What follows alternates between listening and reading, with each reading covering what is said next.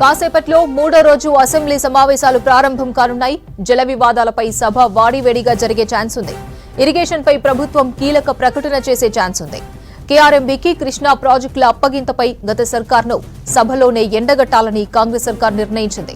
ఇవాల్టి సమావేశానికి BRS LP నేత కేసీఆర్ అటెండ్ అవుతారని తెలుస్తోంది. ఇటు కృష్ణా జిల్లాలపై అసెంబ్లీలో 2 తీర్మానాలు ప్రవేశపెట్టే ఛాన్స్ ఉంది. ప్రాజెక్టులను కేఆర్ఎంబీకి అప్పగించకుండా ఒక తీర్మానం, సాగర్ నుంచి సీఆర్పీఎఫ్ బలగాలను వెనక్కి తీసుకునేలా మరో తీర్మానాన్ని ప్రవేశపెట్టనున్నారు. ఇటీవల మరణించిన పలువురి మృతికి సభ తొలుత సంతాపాలు ప్రకటించనుంది. ఆ తర్వాత విద్యుత్ ఉత్పత్తిపై డిప్యూటీ సీఎం భట్టి విక్రమార్క వార్షిక నివేదికను సభలో ప్రవేశపెట్టనున్నారు. రాష్ట్ర అటవీ అభివృద్ధి సంస్థపై మంత్రి కొండా సురేఖ వార్షిక నివేదికను సభలో ప్రవేశపెట్టనున్నారు. మరిన్ని డీటెయిల్స్ శ్రీనివాస్ లైవ్ లో అందిస్తారు. శ్రీనివాస్, మూడో రోజు అసెంబ్లీ సమావేశాలకు సంబంధించి డీటెయిల్స్ ఏంటి? అపర్ణ, మూడో రోజు అసెంబ్లీ సమావేశాలు 10 గంటలకు స్టార్ట్ అవుతాయి. అసెంబ్లీ కూడా 10 గంటలకు స్టార్ట్ అవుతుంది. అట్లనే శాసన మండలి కూడా 10 గంటలకు స్టార్ట్ అవుతుంది. అయితే ఇవాళ హాట్ టాపిక్ ఏంటంటే ఇరిగేషన్ ప్రాజెక్టులలో కేసీఆర్ ప్రభుత్వ హయాంలో అవినీతి జరిగింది, అక్రమాలు జరిగాయని ఇప్పటికే కాంగ్రెస్ ప్రభుత్వం ఆరోపిస్తుంది. నిన్న కూడా మంత్రులు ఎమ్మెల్యేలంతా కూడా సమావేశమయ్యారు. దీని మీదనే ప్రజాభవన్లో చర్చించారు. సో ఫైనల్గా ఈరోజు అసెంబ్లీ వేదిక ద్వారా అటు కాళేశ్వరం ప్రాజెక్టు కానీ, తర్వాత కేసీఆర్ హయాంలో ఆయా ప్రాజెక్టుల నిర్మాణానికి సంబంధించి కేటాయించిన నిధులు కానీ, వీటన్నిటి మీద ఒక క్లారిటీ ఇవ్వాలి ప్రజలకు అన్నటువంటి ఆలోచన రాష్ట్ర ప్రభుత్వం చేసినట్టుగా తెలిసింది. మనకు అజెండాలో అయితే అసెంబ్లీ అజెండాలో ఎక్కడ ఈ అంశం కనపడకపోయినా దీనికి సంబంధించినటువంటి అడవుడు అయితే అసెంబ్లీలో కనపడుతుంది. ఎందుకంటే ఇరిగేషన్ శాఖ అధికారులు ఇప్పటికే అసెంబ్లీ చేరుకున్నారు. ఒక పవర్ పాయింట్ ప్రజెంటేషన్ కూడా అసెంబ్లీలో ఉంటుందంటున్నారు. లేదంటే ఖచ్చితంగా ముఖ్యమంత్రి కానీ ఇరిగేషన్ శాఖ మంత్రి కానీ ఇద్దరు సభలో మాట్లాడేటువంటి అవకాశం ఉంది. మొత్తంగా ఇరిగేషన్ ప్రాజెక్టులలో జరిగినటువంటి అవినీతి అక్రమాలను ఈ సభా వేదిక ద్వారా ప్రజలకు వివరించబోతున్నట్టుగా మనకైతే సమాచారం ఉంది. గతంలో కేటాయించినటువంటి నిధులు అంటే 2014 ముందు పరిస్థితి ఏ విధంగా ఉండే, తర్వాత ఈ 9.5 ఏళ్లలో కేసీఆర్ ప్రభుత్వంలో అవినీతి జరిగిందని కాంగ్రెస్ పార్టీ ఆరోపిస్తుంది. కాబట్టి ఏ ప్రాజెక్టుకు ఎన్ని నిధులు కేటాయించారు, కాళేశ్వరం ప్రాజెక్టులో మేడిగడ్డ కుంగుబాటుకు సంబంధించినటువంటి అంశాలు కావచ్చు, గతంలో ఎవరెవరికి ఎన్ని నిధులు కేటాయించారు, ఇందులో అసలు వాస్తవంగా ఏం జరిగింది, ఎంత చేతులు మారాయి, ఇప్పటికే రాష్ట్ర ప్రభుత్వం ఆరోపిస్తున్నట్టుగా కమిషన్లకు సంబంధించి కావచ్చు, వీటన్నిటి మీద ఒక క్లారిటీ తెలంగాణ ప్రజలకు ఇవ్వాలని చెప్పి కాంగ్రెస్ ప్రభుత్వం భావిస్తుంది. అందులో భాగంగానే ఈరోజు ఒక అంటే ఇరిగేషన్ మీద ఒక చర్చ పెట్టాలి. తర్వాత శ్వేతపత్రం, గతంలో కూడా రాష్ట్ర ఖజానా పరిస్థితులు, తర్వాత అప్పులు ఏ విధంగా ఉన్నాయనేది గత అసెంబ్లీ సమావేశాల్లో కూడా కాంగ్రెస్ ప్రభుత్వం ఒక శ్వేతపత్రాన్ని విడుదల చేసింది. అదే మాదిరిగా ఈసారి కూడా ఇరిగేషన్ మీద ప్రజలకు మొత్తం అన్ని అంశాలు తెలిసే విధంగా కేసీఆర్ ప్రభుత్వంలో తీసుకున్నటువంటి నిర్ణయాలన్నింటిని కూడా ప్రజలకు వివరించాలని చెప్పి కాంగ్రెస్ ప్రభుత్వం భావిస్తుంది. కాబట్టి దీని మీదనే ఎక్కువగా చర్చ జరుగుతుంది. ఓటాన్ అకౌంట్ సంబంధించినటువంటి బడ్జెట్ మీద ఈరోజు చర్చ ఉన్నప్పటికీ కూడా మొత్తం అటు బీఆర్ఎస్ ఎమ్మెల్యేలు కానీ, ఇంకొక వైపు కాంగ్రెస్ పార్టీ ఎమ్మెల్యేలు కానీ, మరోవైపు బీజేపీకి సంబంధించినటువంటి ఎమ్మెల్యేలు కానీ ఈ అంశం మీదనే మొత్తంగా చర్చించుకుంటున్నారు. ఈరోజు ఖచ్చితంగా దీని మీద కొంత అంటే అటు బీఆర్ఎస్ ఇటు కాంగ్రెస్ సభ్యుల మీద పెద్ద ఎత్తున చర్చకు దారితీసేటువంటి అవకాశం ఉంది. ఒకరిపై ఒకరు మాటల యుద్ధం కొనసాగే అసెంబ్లీ వేదిక ద్వారా కొనసాగేటువంటి అవకాశాలు అయితే కనపడుతున్నాయి. ఇది కొంత సభను అంటే వాడివేడి చర్చ జరిగేటువంటి అవకాశాలు అయితే మనకు కనిపిస్తున్నాయి. ఎందుకంటే గతంలో తీసుకున్నటువంటి నిర్ణయాలన్నింటి మీద ఇప్పటికే కాంగ్రెస్ ప్రభుత్వం అవకాశం దొరికినప్పుడల్లా మంత్రులు కానీ ముఖ్యమంత్రి కానీ ప్రజలకు వివరిస్తూ వస్తున్నారు. దీని మీద బీఆర్ఎస్ కూడా తీవ్ర అభ్యంతరాన్ని వ్యక్తం చేస్తుంది. రేపు మేడిగడ్డ కాళేశ్వరం ప్రాజెక్టుల విజిట్ కూడా కాంగ్రెస్ ప్రభుత్వం పెట్టుకుంది. ఇప్పటికే అటు బీఆర్ఎస్ ఎమ్మెల్యేలను తర్వాత కేసీఆర్ని కూడా ఆహ్వానించారు. మరోవైపు బీజేపీని కూడా రావాలి మేడిగడ్డ ప్రాజెక్టుకు, కాళేశ్వరం ప్రాజెక్టులలో జరిగినటువంటి అవినీతి మీద మొత్తం కూడా వివరించేందుకు సిద్ధమని ఇప్పటికే కాంగ్రెస్ ప్రభుత్వం ప్రకటించింది.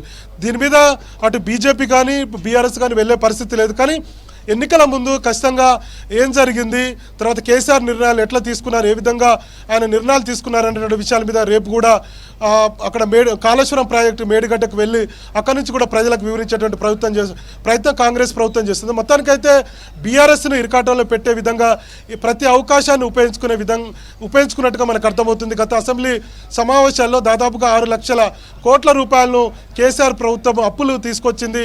సో ప్రభుత్వం తెలంగాణనంతా కూడా సర్వనాశనం చేసింది అన్నటువంటి ఆరోపణలు కూడా చేస్తూ వస్తున్నారు. సో ఇప్పుడు గతంలో ఆర్థిక పరిస్థితులు అప్పుల మీద శ్వేతపత్రం విడుదల చేసింది. ఈసారి ఇరిగేషన్ ప్రాజెక్టులలో సాగునీటి ప్రాజెక్టులలో జరిగినటువంటి అక్రమాలను ఏ విధంగా ఏ విధంగా కేసీఆర్ ఈ ప్రాజెక్టులలో అవినీతికి పాల్పడ్డారన్నటువంటి ఇప్పటికీ ఆరోపణలు చేస్తున్నారు. కాబట్టి ఈ విషయాన్ని కూడా అసెంబ్లీ వేదిక ద్వారా చెప్పాలని కాంగ్రెస్ ప్రభుత్వం భావిస్తుంది. కాబట్టి ఈ రెండు నిర్ణయాలను గతంలో జరిగినటువంటి అసెంబ్లీ వేదిక ద్వారా ప్రజలకు వివరించేటువంటి ప్రయత్నం చేసింది, బీఆర్ఎస్ను టార్గెట్ చేసింది. ఇప్పుడు మరోసారి సాగునీటి ప్రాజెక్టులలో జరిగినటువంటి అవినీతి అక్రమాలను కూడా వివరిస్తామని చెప్పి ప్రభుత్వం చెబుతుంది. కాబట్టి ఖచ్చితంగా బీఆర్ఎస్ టార్గెట్గా వచ్చేటువంటి పార్లమెంట్ ఎన్నికల ముందు ఒక టార్గెట్గా ఒక కార్యాచరణ కాంగ్రెస్ ప్రభుత్వం తీసుకున్నట్టుగా మనకు అర్థమవుతుంది. ఇక మరోవైపు ఓటాన్ అకౌంట్ విషయానికి వస్తే ఓటాన్ అకౌంట్ సంబంధించి మొన్ననే బడ్జెట్ ప్రవేశపెట్టారు. 4 నెలలకు మాత్రమే ఈ బడ్జెట్ ఉంటుంది. ఎందుకంటే ఎన్నికల ముందు ఓటాన్ అకౌంట్ బడ్జెట్ ప్రవేశపెడతారు. కేంద్ర ప్రభుత్వము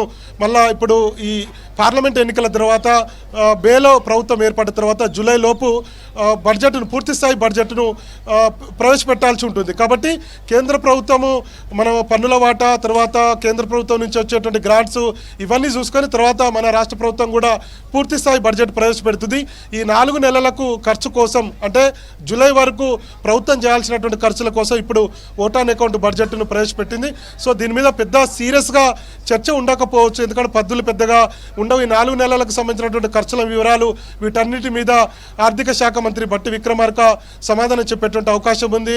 అన్ని రాజకీయ పార్టీలకు అన్ని పార్టీల సభ్యులకు అవకాశం ఇస్తారు కాబట్టి చర్చ కొనసాగుతుంది. కానీ ఇప్పుడైతే అసెంబ్లీలో ప్రజలందరూ కూడా ఇప్పటికే రాష్ట్ర ప్రభుత్వం ఒక క్లారిటీ ఇచ్చింది. కాబట్టి సో సాగునీటి ప్రాజెక్టుల మీద ఒక పవర్ పాయింట్ ప్రెజెంటేషన్ లేదంటే బడ్జెట్ ఈ సమావేశాల్లో ఒక చర్చ ఖచ్చితంగా ఒక షార్ట్ డిస్కషన్ ఉంటుంది. ముఖ్యమంత్రి మాట్లాడబోతున్నారు, ఇరిగేషన్ శాఖ మంత్రి ఉత్తమ్ కుమార్ రెడ్డి మాట్లాడబోతున్నారు అనేది ఇప్పటికే ఎమ్మెల్యేలకు తెలుసు. కాబట్టి దీని మీద కొంత బయట అంటే రాజకీయ పార్టీలు కావచ్చు లేదంటే ఏమాత్రం రాజకీయాల మీద అవగాహన ఉన్నటువంటి వాళ్ళందరూ కావచ్చు గతంలో ఎట్లాంటి అక్రమాలు జరిగాయి అనేది కూడా ప్రజలైతే వెయిట్ చేస్తున్నారు. మరి చూడాలి ఈ సమావేశంలో ఏ విధంగా బీఆర్ఎస్ని ఇరకాటంలో పెట్టబోతుంది, గతంలో తీసుకున్నటువంటి నిర్ణయాలను ఏ విధంగా తప్పని ప్రూవ్ చేయబోతుంది. ఇరిగేషన్ శాఖ అధికారుల నుంచి గత కొన్ని రోజుల నుంచి కూడా ఇరిగేషన్ శాఖ మంత్రి కావచ్చు ముఖ్యమంత్రి కావచ్చు చర్చిస్తున్నారు.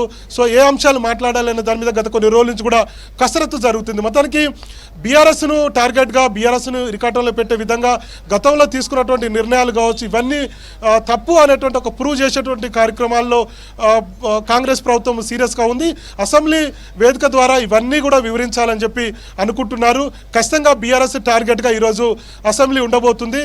సో ఓటాన్ అకౌంట్ మీద బడ్జెట్ దాని మీద చర్చ ఉన్నప్పటికీ కూడా అందరి దృష్టి ఎమ్మెల్యేల దృష్టి అంతా కూడా ఈ ఇరిగేషన్కి సంబంధించినటువంటి ప్రాజెక్టులలో గతంలో జరిగినటువంటి అక్రమాల మీద ముఖ్యమంత్రి ఏం మాట్లాడబోతున్నారు, ఎలా పవర్ ప్రజెంటేషన్ ఇవ్వబోతున్నారు, ఏ అంశాలను ప్రస్తావిస్తారు అనే దాని మీద కూడా ఎక్కువగా అసెంబ్లీలో అటు పోలీసు కానీ లేదంటే మీడియా కానీ తర్వాత ఎమ్మెల్యేలు కానీ ఈ అంశం మీద ఎక్కువగా చర్చించుకున్నటువంటి పరిస్థితి మనకు కనపడుతుంది. సో మిగతా కొంతమంది ఈ మధ్యకాలంలో అనారోగ్యంతో చనిపోయినటువంటి ఎమ్మెల్యేలు కూడా సంతాప తీర్మానాన్ని ప్రవేశపెడతారు స్పీకర్, వాళ్లకు సభ నివాళులు అర్పిస్తుంది. ఆ తర్వాత ఒక 2 తీర్మానాలు కూడా చేపట్టేటువంటి అవకాశం ఉందని తెలిసింది. ఒకటి కేఆర్ఎంబికి కృష్ణా పరివాహక ప్రాజెక్టులను కేఆర్ఎంబిలోకి వాటి కట్టబెట్టడం విషయంలో కూడా ఒక తీర్మానం చేసేటువంటి అవకాశం ఉంది.